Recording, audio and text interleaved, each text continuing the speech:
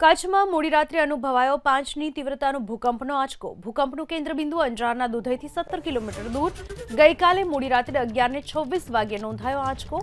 વાગડ અને ભચાઉથી લઈને અંજાર તેમજ ભુજ સુધી અનુભવાઈ ધ્રુજારી। ભૂકંપના કારણે લોકો ઘરની બહાર દોડી ગયા।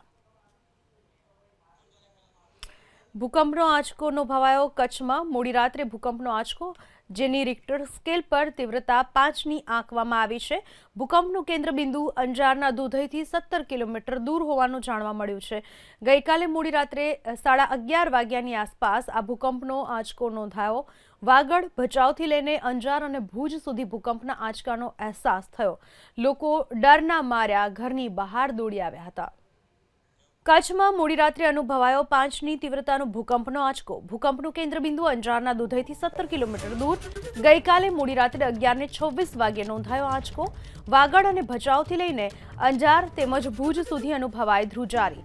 ભૂકંપના કારણે લોકો ઘરની બહાર દોડી ગયા।